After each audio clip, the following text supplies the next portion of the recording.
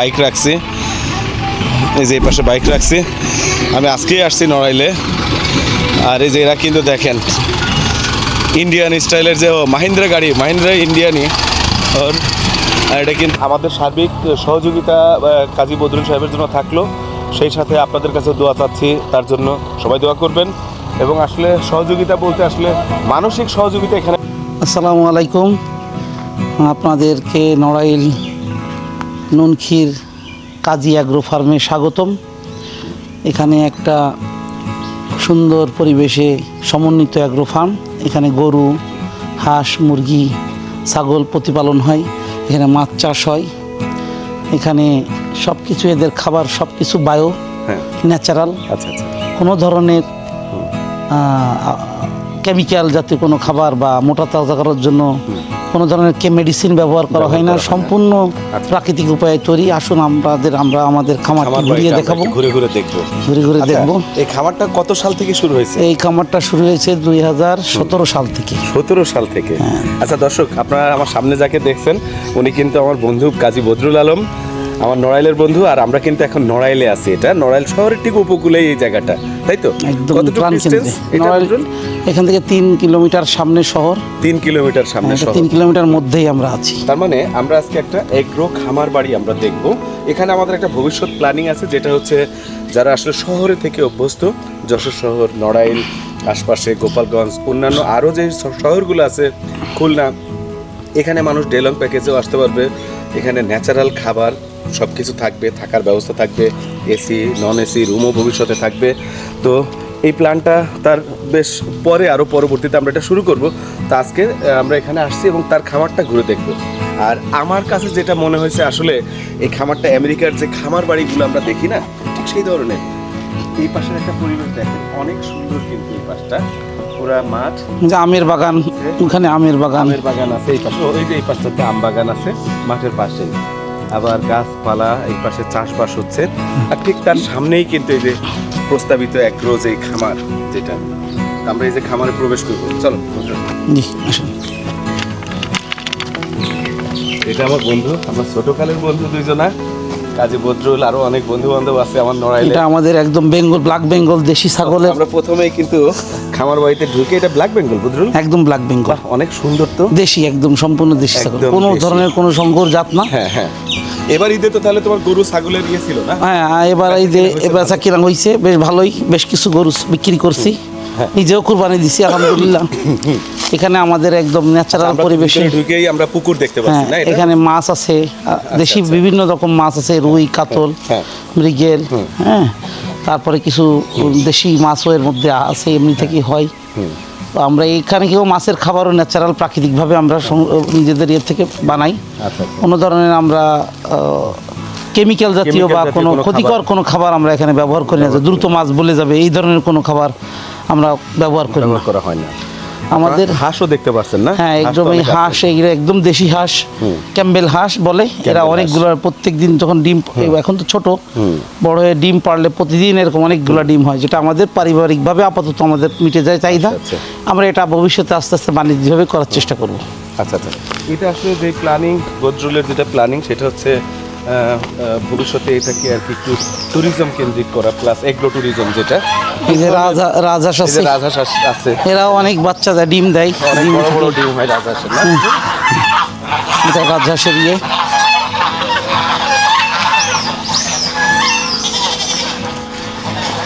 এই যে এখান থেকে দেখতে পাবেন অনেক জাতের কবুতর আছে। যারা গেস্ট আসবে, বাচ্চা কবুতর, তারাও তো খেতে পারবে মনে হয়, না? ভবিষ্যতে যেহেতু অ্যাগ্রো ট্যুরিজম প্ল্যান। তো এটা আমাদের এই যে একটা মালটা গাছ, এটা এরকম ভবিষ্যতে ওরকম ইয়ে হয় না, অনেক মালটা ধরছে, অনেক মালটা আছে দেখা যাচ্ছে। যে এটা সম্ভবত পয়সা মালটা না? জি জি জি, পয়সা মালটা, জি। পয়সা মালটা,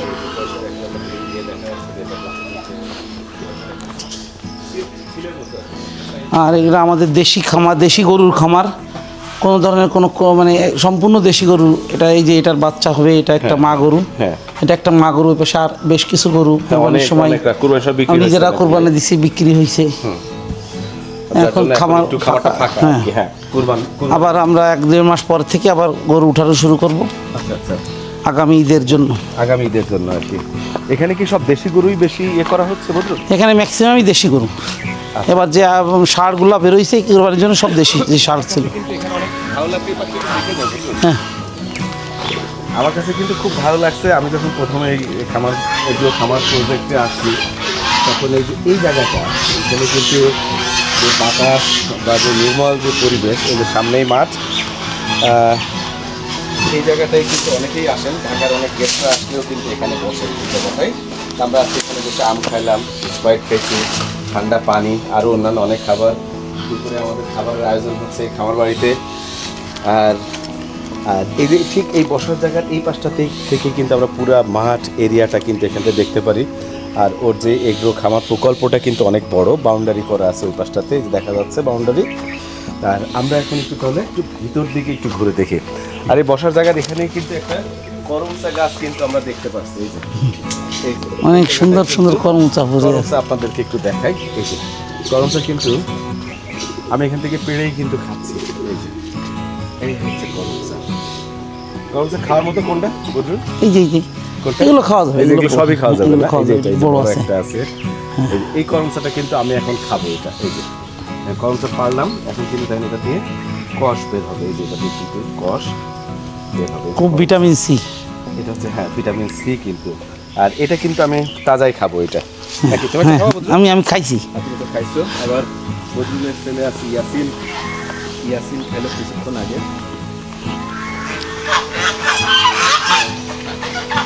আমার বাড়ির প্রস্তুতি চলছে তো অনেক আগের থেকে। আমাদের নিজেদের জমির ধান বেশ কিছু উঠে গেছে, এখন বাকিগুলা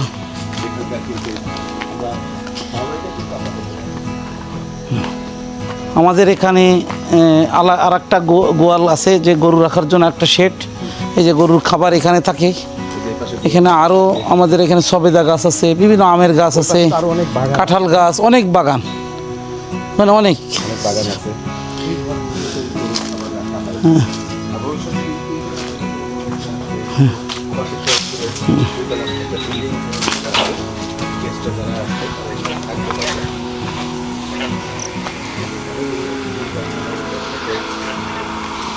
এখানে আমাদের এই যে একটা গরু এখানে কোরবানির সময় ছেড়ে দিয়েছি। এখানে পুরাটাই ফাঁকা, গরু ভরা এর মধ্যে ছিল, অনেক গরু ছিল। আর এদিকে মুরগির শেড, এই যে মুরগি আছে এর মধ্যে, মুরগির শেড। সাবধান,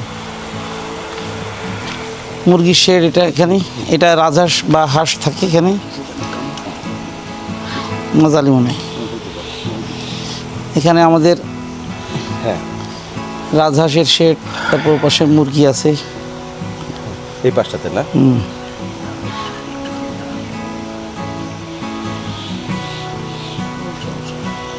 মজালি। মানে এখানে পোকামাকড়, ফাঁকা জায়গায় তার পোকা থাকে না। হ্যাঁ হ্যাঁ। এইটা কি? এটা এটা রাজহাঁস এবং ছোট হাঁসের খামার। আর ওই পাশে মুরগি, ওই পাশে মুরগি। হ্যাঁ এই যে পাশে, হ্যাঁ মুরগি অলরেডি আছে।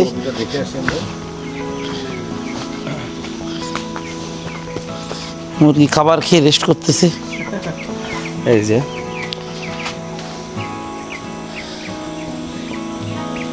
এখানে সব ব্রয়লার মুরগি এগুলো না? হ্যাঁ, পরবর্তী মানে এটা আমাদের আপাতত এটা বাণিজ্যিকভাবে মুরগি শুরু করে জাস্ট নিজেদের জন্য, নিজেদের খাওয়ার জন্য। পরে ভালো ন্যাচারাল খাবার দিতে বড় করা হচ্ছে। এই এখান থেকে আমরা এই যে কুরবানি করছি, খাসি কিছু বিক্রি করছি, আর বাকি যে এখানে আছে সব ব্ল্যাক বেঙ্গল, সব ব্ল্যাক বেঙ্গল না? হ্যাঁ সব দেশি ছাগল। এর ভিতরে কিন্তু অনেকেই ছাগলের বাচ্চাটা মাত্র কয়েকদিন আগে কিন্তু হয়েছে এটা না? হ্যাঁ ওই যে ওখানে আরও আছে, ও পাশে ওখানে আছে, ওই যে পাশেও আছে, ওই যে এখানেও আছে। আর আরও কিছু উঠাবো আমরা। ভিতরে কিন্তু অনেকগুলাই আছে একটা, ওই পাশেও আছে বাচ্চা নিয়ে, মোটামুটি অনেকগুলাই আছে দেখা যাচ্ছে। কিছু বাইরে আছে, খাওয়া দাওয়া করতেছে। এরা খাওয়া দাওয়া করে রেস্ট করতেছে। আবার 3টের সময় একটু বাইরে ছাড়া হবে। বেশ বড় একটা এরিয়া কিন্তু আমার বাড়িটা। তো ভবিষ্যতে আরও এটা হলো চীনার হাঁসের বাচ্চা। এগুলো না? হ্যাঁ চীনার হাঁসের বাচ্চা, এটাও জাস্ট চীনা হাঁস না? আরো বাচ্চা মনে হয় ছিল, মারা গেছে মেবি। এই যে বাচ্চাগুলো আসলে পুষ্টির মানে কিছু যত্নের অভাবে বা এদের সময় অন্য কাজে ব্যস্ত থাকাতে ইতিহাস সম্পর্কে তুমি একটা বিবরণ পারে প্রাকৃতিকভাবে এই জায়গাটা খুবই খামারের জন্য খুবই উপযোগী। এখানে যে ধরনের ন্যাচারাল বাতাস, খোলামেলা জায়গা, তারপরে এখানে পশু পাখির জন্য খুবই, এরা খাওয়ার পরে খুব বাতাসের সঙ্গে মানে খুব ন্যাচারাল পরিবেশে এরা মানুষ হচ্ছে, বড় হচ্ছে। বড় হচ্ছে। আর এই জায়গাটা এমনি নড়াইল থেকে আসা যাওয়ার ব্যবস্থা কি এই জায়গাটা? নড়াইল থেকে 2টা রাস্তা আছে, পাসপোর্ট অফিসের পাশ দিয়ে আসলে 1.5 কিলোমিটারের মধ্যে। এখানে কি এমনি যে কোনো যানবাহন পাওয়া যায়?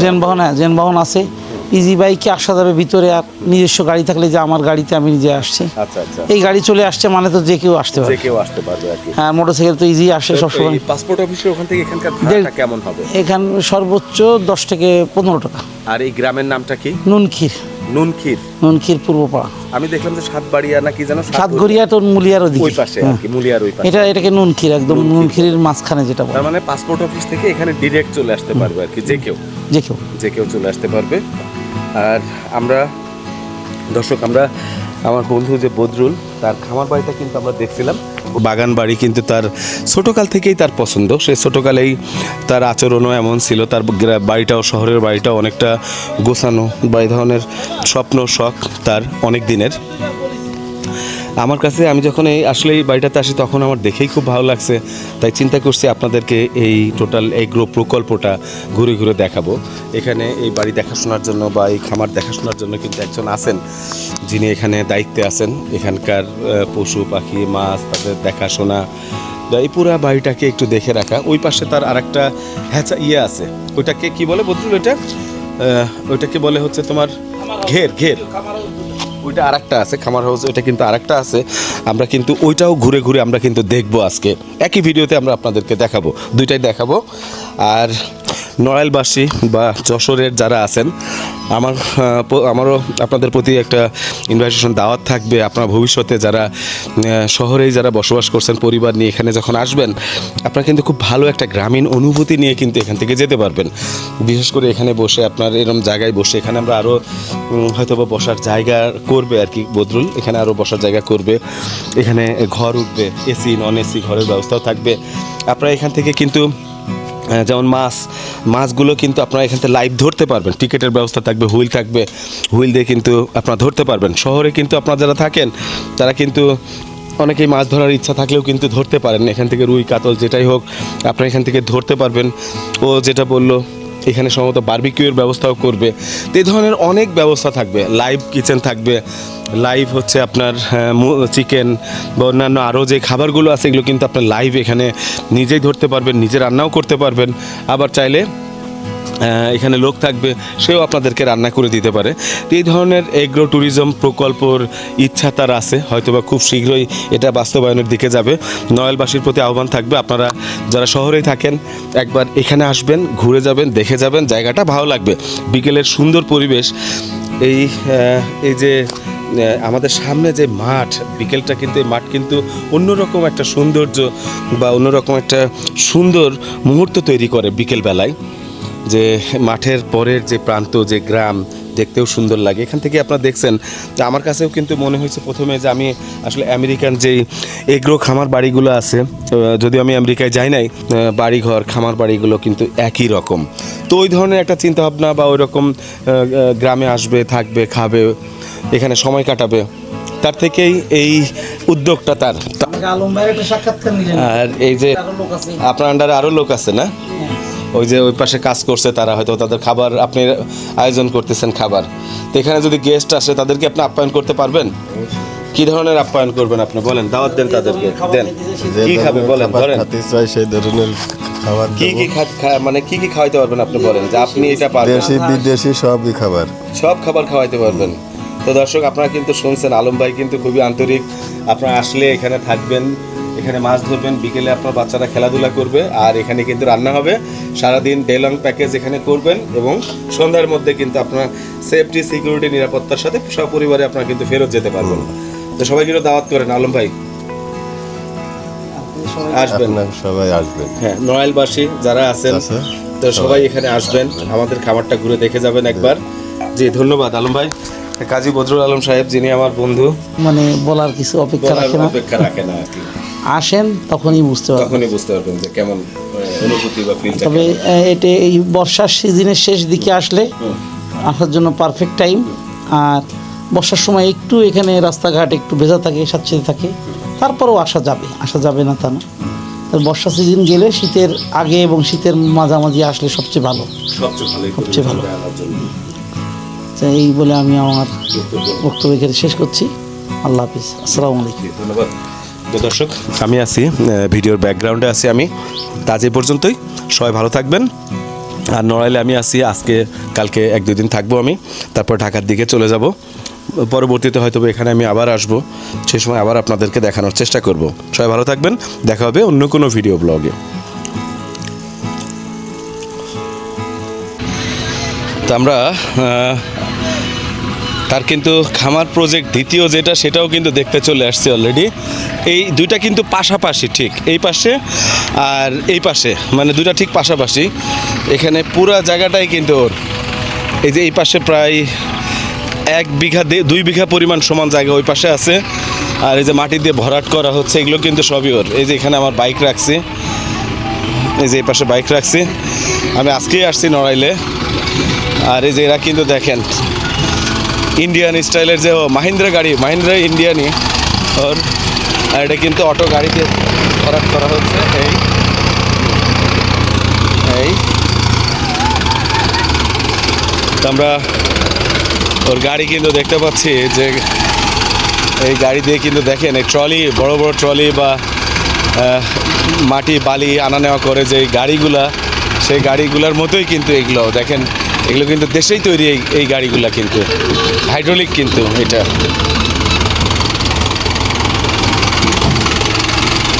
এটা দিয়ে ভরাট করা হচ্ছে।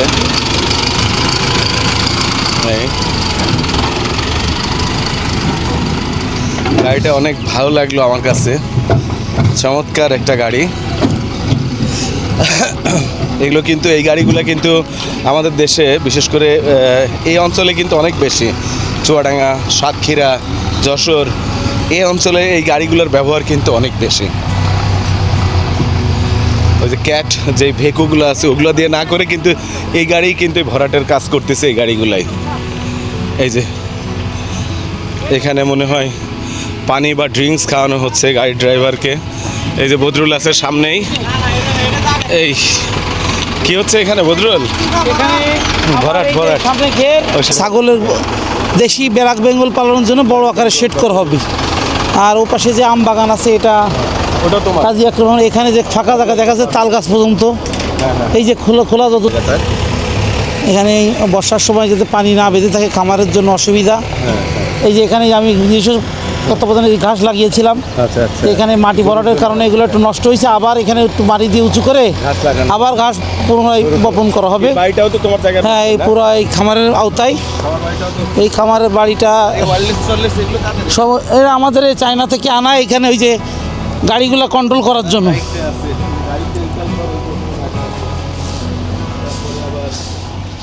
এখানে এই যে আমাদের যে আর একটা খামার বাড়ি, এখানে সব ধান টান এখানে রাখা হয়। এখানে ধানের নিজস্ব জমির প্রাকৃতিকভাবে চাষবাস করে ধান, গম, ভুট্টা, প্লাস এখানে সরিষা হয়। এখানে এই যে এখানে আর একটা ঘর, এটা আমাদের খামার বাড়ির। এখানে ওয়ালাইকুম আসসালাম। এখানে যে আমাদের ধান মাপা হচ্ছে, আমাদের জমির। হ্যাঁ, মাপা হচ্ছে।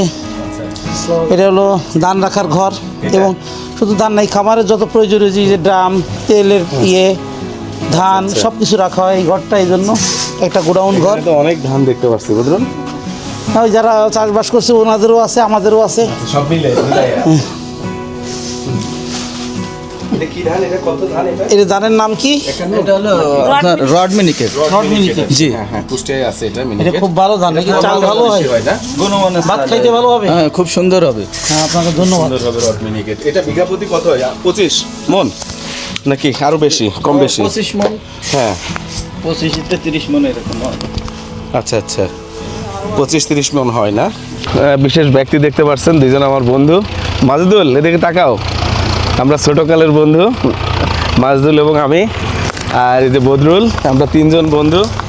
96 সালের আগে পরে আমরা একসাথে ঘুরতাম। আজকে হচ্ছে 2026। বদরুল নাও 20 বছর 20 ইয়ার্স বা মোর দ্যান 25।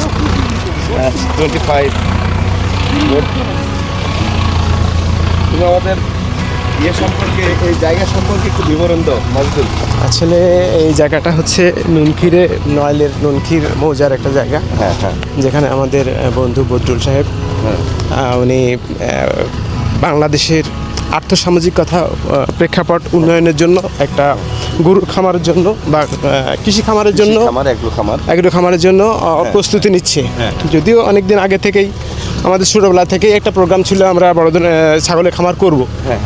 সেই স্বপ্নকে লালন করেই বদরুল তার লক্ষ্যে এগিয়ে যাচ্ছে। আমরা অনেকেই পারি নাই, কিন্তু সে তার লক্ষ্য ছোঁয়ার জন্য সর্বোচ্চ চেষ্টা করে যাচ্ছে।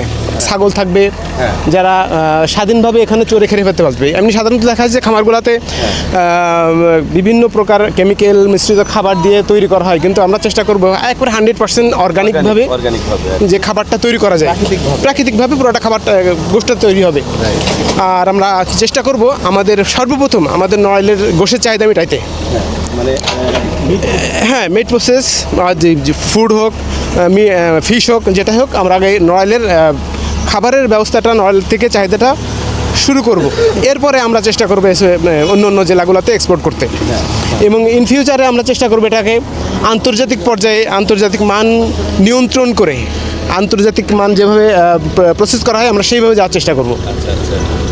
তার মানে হচ্ছে এটা ভবিষ্যতে মোটামুটি বোঝা যাচ্ছে যে এই এলাকার মানুষের একটা বড় ধরনের কর্মসংস্থানের ব্যবস্থাও হবে এখানে। অবশ্যই, যেহেতু বড় একটা প্রজেক্ট, যার প্রথমেই বলেছি আর্থসামাজিক উন্নয়নের জন্য এটা তৈরি হচ্ছে। এখানে আমরা মানসম্মত কর্মচারী, তাদের বেতন, তাদের ভাতা, তাদের বোনাস, তাদের মানে থাকা খাওয়ার ব্যবস্থা সহ মোটামুটি এমনভাবে চেষ্টা করব যে মানুষের উন্নয়ন হয়, মূলত সামাজিক আছে এটা উন্নয়ন হয়। এই কারণে উদ্দেশ্যকে সামনে রেখে আমরা এদিকে এটা সামনে রেখে আমরা এটা আগায় যাচ্ছি।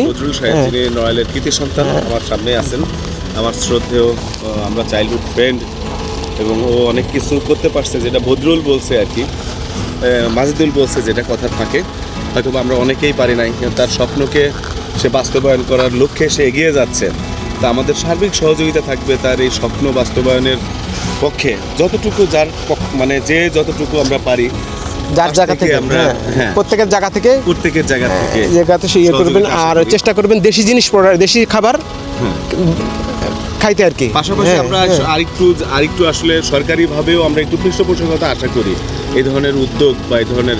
একটা সময় দেখা যাচ্ছে যে সবাই জানে বা দেখে, কিন্তু একজন উদ্যোক্তা গড়ে যখন ওঠে এই সময়টা কিন্তু কেউ তার পাশে কিন্তু দাঁড়ায় না। ইভেন ব্যাংকে যদি বলা হয় ব্যাংকও কিন্তু ভয় পায়। কিন্তু একটা সময় যখন সেই উদ্যোক্তা অনেক বড় পর্যায়ে চলে যায় তখন কিন্তু আবার দেখা যাচ্ছে যে তার কাছে অনেকেই আসে সুসময়। সত্য কথা বলতে কি, আমরা এই যে জায়গাটা করতে গেলে ব্যাংকের যে ছোট্ট একটু সাহায্য চেয়েছিলাম, কিন্তু আসলে সাহায্যটা আমরা এখনো পর্যন্ত পাই নাই। এটা যেটা হয়েছে সম্পূর্ণ ব্যক্তিগত উদ্যোগ হয়েছে, এখানে কারোর কোনো সাহায্য সহযোগিতা আমাদের পাই নাই। হ্যাঁ, তো দোয়া করবেন আপনারা সবাই যেন আমরা ব্যক্তিগত উদ্যোগেই যেন এটাকে সফল করতে পারি। দেশি বলে শহর, গ্রাম, সর্বদেশ, ইভেনই আন্তর্জাতিক পর্যায়ে এটাকে আমরা যেন এমন অবস্থায় নিয়ে যেতে পারি যেটা আমাদের নড়াইল শহরকে দেশের এবং আন্তর্জাতিক পর্যায়ে চাহিদা পূরণ করে আমরা বড় আকারে মানে খুব বড় পরিসরে আমরা এটা যেতে পারি, বাইরে যেতে পারি। সবাই দোয়া করবেন। আর সে সাথে আমি আরেকটু বলতে চাই যে ঠিক এই বড় যেটা এই যে মাটি যে উঠাচ্ছে বা নিয়ে যাচ্ছে, এটা কিন্তু আরেকটা খামারের জন্য ওর এই মাটিটাকে নিয়ে যাও। ওখানে হচ্ছে বেঙ্গল যেটা গরু, ব্ল্যাক বেঙ্গল যেটা গরু, ছাগল, গরু, তারপরে যদি পারি আমরা কি বলে দুম্বা তুলবো। তো এইভাবে আস্তে আস্তে শুরু করবো। হ্যাঁ, ইন ফিউচারে আপনারা হয়তো দেখতে পাবেন নেক্সট ভিডিওতে যে আমরা আর কি প্রোগ্রামে যাচ্ছি। আমাদের সার্বিক সহযোগিতা কাজী বদরুল সাহেবের জন্য থাকলো, সেই সাথে আপনাদের কাছে দোয়া চাচ্ছি, তার জন্য সবাই দোয়া করবেন। এবং আসলে সহযোগিতা বলতে আসলে মানসিক সহযোগিতা এখানে অনেক বড় একটা ব্যাপার। আস্তে আস্তে হয়তো বা সে এই জায়গাটাকে, এই এলাকার উন্নয়নে, আর্থসামাজিক উন্নয়নেই তার মেইন যে পরিকল্পনা, মানুষের কর্মসংস্থান, সেই সাথে আসলেও দেশের উন্নয়নের দিকেও তার নজর অনেক, সেদিকেও সে চিন্তা করে অনেকভাবে যে দেশের জন্য কিছু করা, দেশের মানুষের জন্য কিছু করতে পারাটা এটা অনেক বড় একটা ব্যাপার।